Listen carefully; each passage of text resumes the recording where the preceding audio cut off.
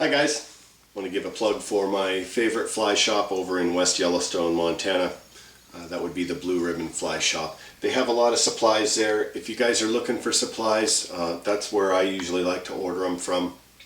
They have a great selection there, so just mentioning my friends over there in Montana. The three things that I'm going to be using today for this fly, it's going to be a black fly by the way, is all buoyant materials. Bucktail is buoyant. You can see there the bristles on those are real hollow. Angora, this is another material that I'm working with here today. And then I'm also going to work with a turkey feather here. You can see I've already been working on it. I've got a couple flies here sitting on the water. Been sitting there for a good 3 hours now while I've just been kind of tying these flies up here. And I've tried it several different ways with the calf wing and everything, but I really just like the turkey feather here for the wing, so that's what I'm going to be using today. So anyways, what I've done is I've gone ahead and I've gotten started on the fly. Hopefully you've watched some of the earlier videos of the basic thread wrap and spinning deer hair and the dubbing loop, which I'm using today, the dubbing loop. Hopefully you've watched those videos and so you know what to do here. What I've done is I've gone ahead and set myself up here. I've tied in a little small bucktail tail here that you can see by stacking the deer hair and coming up with a nice little tail there. Secondly, what I did was I went ahead and I made a dubbing loop out of the Angora here. And then I also have some gray wool, small wool, tied in. Doesn't matter when you tie in the dubbing loop or the wool. Basically you can tie in either. They're going to be wrapped on anyway. So what I've done is I've tied on my dubbing loop. So let's go ahead and get started with that first. And you've noticed that I tied halfway up and stopped my materials right here on the fly. I've stopped them right here halfway up. There's a reason for that. Everybody that's going to tie this fly for the first time, they're going to have a tendency to want to wrap a lot of stuff on there. It makes it very hard to get these turkey quills on there when you go past this point with your material. So be very careful about that. And you probably will go through that a couple of times before you actually get it right. If you get it right the first time, good for you.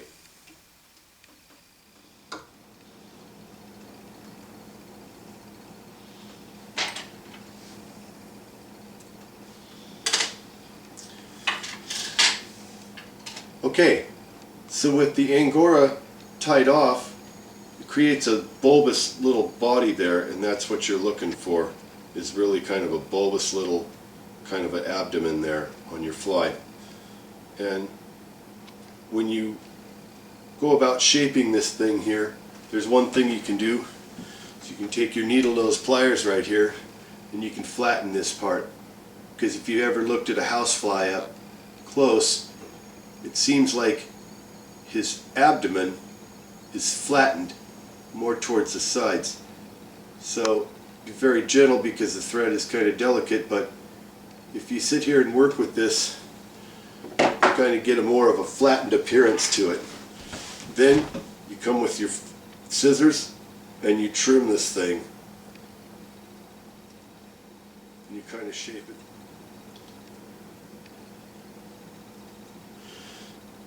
Now since I've wrapped my Angora in a motion like this, I'm going to take this wool and I'm also going to wrap it that way. Because what happens is it kind of follows those other wraps you had, and it makes it easier to sink the wool down into the Angora to give a more ribbed appearance to your fly. Now we'll go ahead and cut our wool. Now what I need to do is I need to lay those turkey quills on here. And you can see, if you zoom in, you can see the area is very small there. Now that's not a bad thing because I know that I can still get my turkey quills on there. But you can see why I'm saying bring your materials up to half, no more, because what's going to happen is this stuff is going to start rolling down on itself unless you get some really, really strong, tight wraps. And with 8/0 thread, it's kind of hard to do. So then the next thing I'm going to do is I'm going to grab some of this turkey quill here. and I'm going to start making some wings. Now I just trim the head of the feathers there, and I'm left with this. And what I want to do is I want to try to create a pair of wings on this fly here. So what I'm going to do is I'm just going to try to cut, the shape of a fly's wings. So I don't just go for the first cut to try to make it perfect. What I do is I actually start out here farther out, and I'll kind of sneak up on it. Okay, now that I kind of have the wings shaped and cut the way I want them, what I'll do is I'll go ahead and add some dubbing on the nose. And then when we run out of the dubbing, just kind of finish that off down there.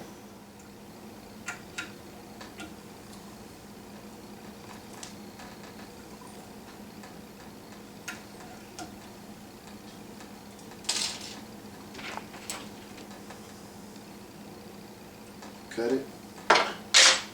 And there it is, a black fly. I can do a little more trimming on this, but that's basically a black fly right there. That's how I tie it. And you can tie it with the wings back, you can tie it however you want, but I'm just trying to go for the old general housefly appearance there. And I think this one's pretty close. We can go ahead and put it in the frog's fanny here, and we'll see if it still floats. And by the way, the other two are still floating. And by the way, if you don't have this, you should get this. It is called Frog's Fanny, and it's a dry fly dressing. I don't exactly know who sells it, but I think the Blue Ribbon Fly Shop in Montana sells it. So if you want to get some through them, they probably have that. Anyway, so you dress this on your fly here. It comes with a handy little brush. You kind of just brush that stuff. This is like flying. Don't worry about roughing the fly up, because that's what you want to do anyway. And blow it off, and you'll look at it and you'll say, well, I think I just blew it all off of there. Well, no you didn't, because here's the proof. And you can see, I'm going to drop it right in there with the rest of them, and it floats just like the other ones did. And there's all three of them floating, so take it out there and give it a try. It's a really good fly. It works really good for me on those summer days when you're out there in the evening about 5 o'clock, 6 o'clock at night when the hatches are happening. You throw that thing out there. It's a nice big fat healthy bug. The fish think it's a big black fly, and I've had good luck with it, so go give her a try.